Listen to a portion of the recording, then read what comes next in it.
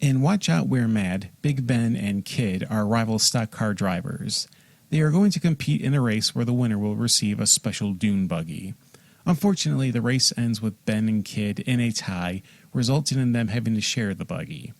To solve the issue, they agree on a hot dog eating and beer drinking contest. In the midst of their contest, a group of gangsters come in and start dismantling the carnival. To avoid the chaos, Ben and Kid try to leave in the dune buggy. On the way out, they're stopped and ordered to get out. They refuse and gun for the exit. The gangsters stop them, destroying the dune buggy in the process. Furious, Ben and Kid go to the boss, who directed his men to invade the carnival. Both men demand a dune buggy to replace the one the boss's men damaged. While keen to solve the dispute, the doctor, the psychiatrist of the boss, wants him to refuse the request to show he is the one in control of the situation. Ben and Kid proceed to cause more trouble for the boss. The situation escalates to the point where the boss has to fall on drastic measures. At the behest of the doctor, the boss brings in Paganini, an assassin of the Chicago Mafia. Watch Out We're Mad may not only be the epitome of the Bud Spencer and Terence Hill action comedy, but for me, it's my favorite of what I've seen so far. The film contains all the elements that would characterize the type of film they presented. The prized dune buggy is one of those iconic vehicles and associated with the duo. It's a red buggy with a yellow canvas top.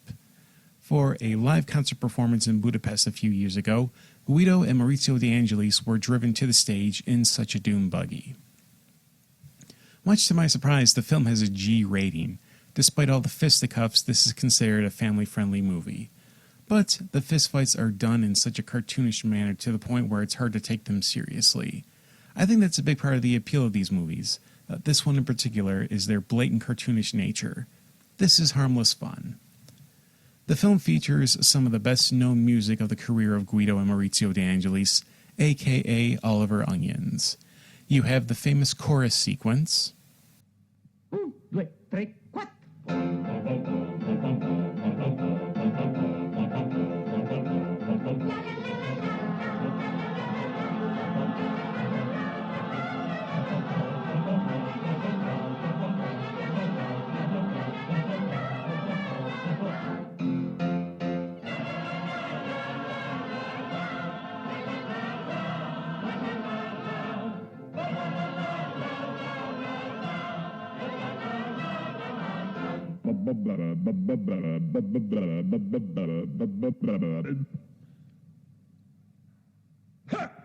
The main song Dune Buggy was a big hit in the European market, reaching number 8 on the German charts and 12 on the Austrian charts.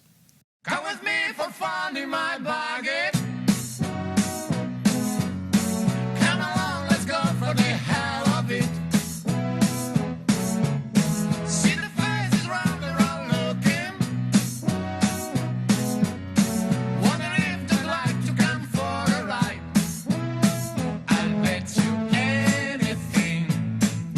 Now she's leaving, there'll be no trouble.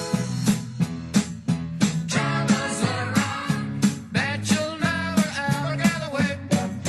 Never ever get away. Jump back in. There is some great work here by the De Angelis brothers. Another highlight was the stunt work of Remy Julien, one of the greatest stuntmen and stunt coordinators in film. The rallycross race features a lot of high-octane, intense driving stunts.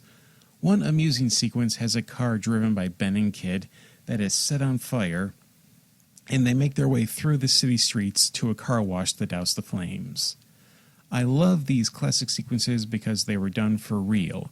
You can actually see a real car on fire driving through real streets. Julianne makes a cameo as a thug on the motorcycle. This was the only time for director Marcel Fondato to work with Spencer and Hill. Unlike Colisi and Enzo Barboni, who worked with the pair for multiple films, Fondato only worked with them on this film.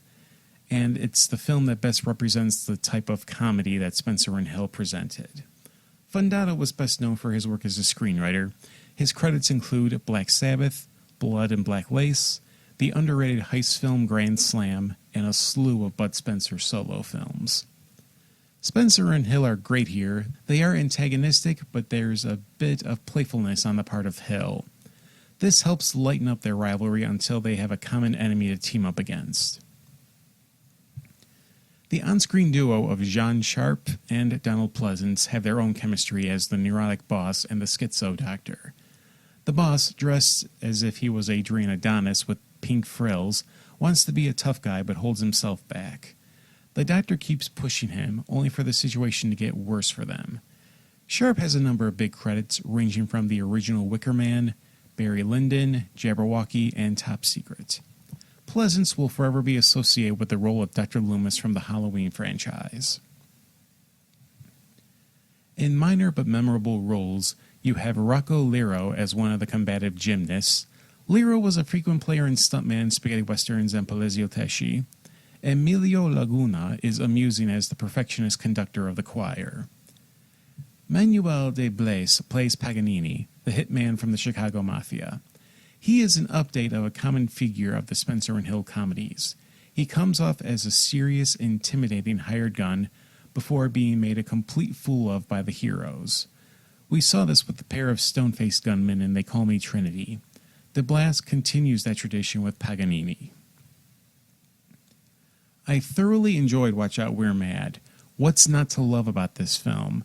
Spencer and Hill at their peak, Donald Pleasance and John Sharp hamming it up, the music of Oliver Onions, Remy Julien at the driver's seat. This is my top pick of the bunch for this episode.